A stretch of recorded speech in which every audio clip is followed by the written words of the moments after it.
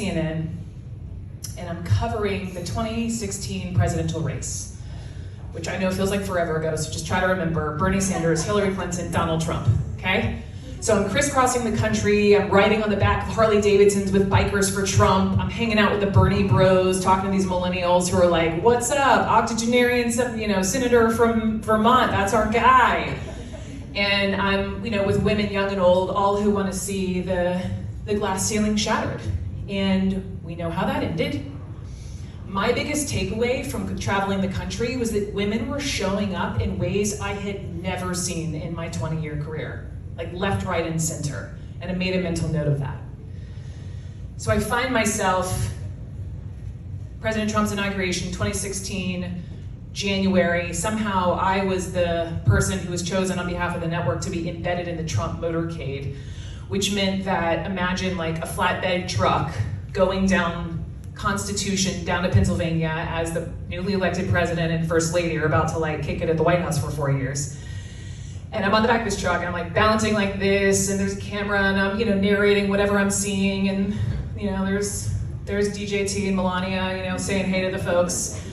And I had a moment where I was wondering like, I wonder what the next 4 years are gonna be like, especially for women. Cut to the next day. Total journalistic emotional whiplash. I'm backstage at the Women's March on Washington. Did anyone hear that day? Were you around any of that? Or yes, I'm seeing nods. So there I am, back on the clock as a CNN person, covering in the middle of 500,000 women. I'd never experienced that in my life. Everyone, men, women, young, old, a lot of folks showing up and using their voices, probably in a way that they hadn't in a long time, if ever in their lifetime. And 2 takeaways. By the way, I got to interview Cher. Oh my gosh. She was like, Brooke, I've lived through 12 presidents, we're gonna be okay. I'll never forget that. But my 2 takeaways were, number 1, something special. This is, pre-Me Too, pre-Time's Up. Something special was happening with women in this country, and I knew that I wanted to cover it. I knew that I would want to go back to New York, back to my all-male bosses, and ask for permission. Can I cover women? Which I got told no, but I made it happen. Got to turn that no into a yes.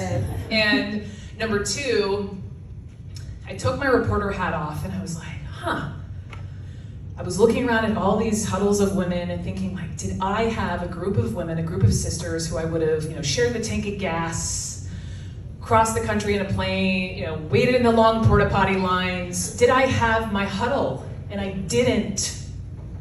And I knew I needed to do something about that. 2 years later, y'all, this is a full circle moment for me, and I'm gonna explain why. 2 years later, I start writing this book.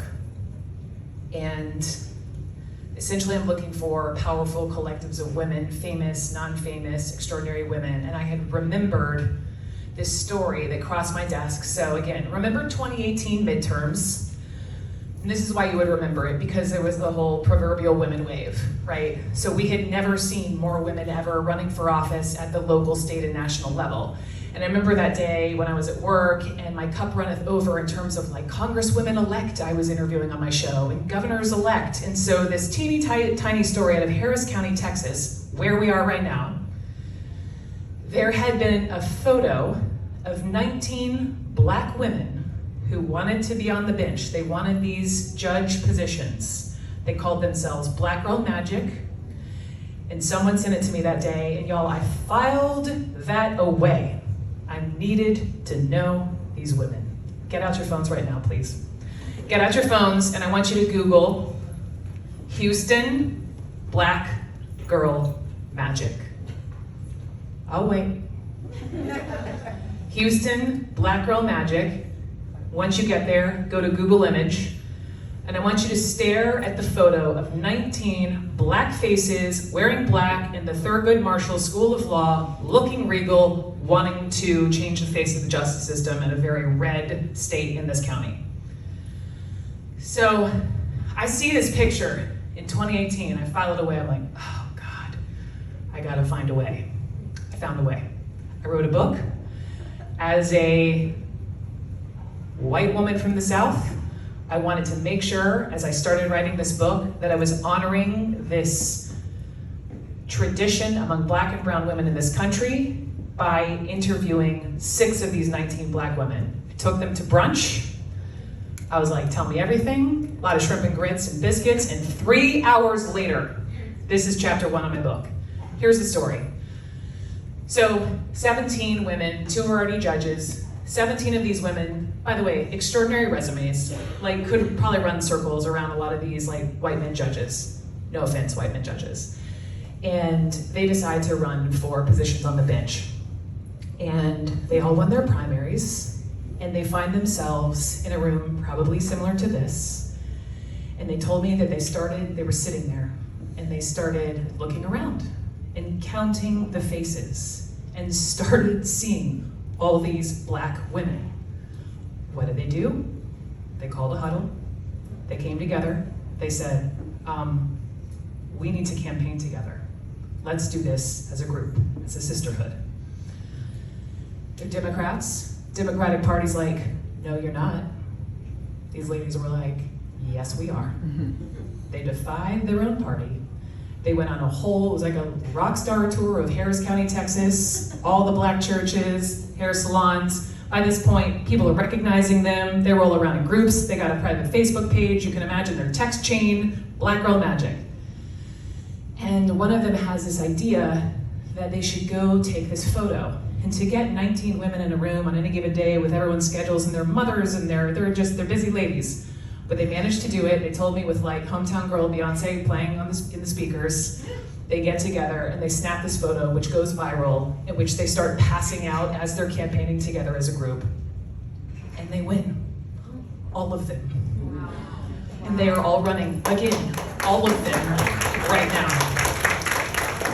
And just sitting with them, talking about how they are either AKs or Deltas, talking back to the Million Women March, talking about Black women, talking about how we were all linked arms, white women, Black women 100 years ago to try to win the right to vote. And it ended up being just white women. And it took Black women 50 more years. And nobody's free till everyone's free, right? Fannie Lou Hamer. And there's been this slow reckoning. And it's just an extraordinary story of these women who are trying to change the face of the justice system as mothers, as sisters, here in Harris County, and I'm taking 3 of them to dinner tonight, so try to be jealous. So after I did that, I crisscrossed the country.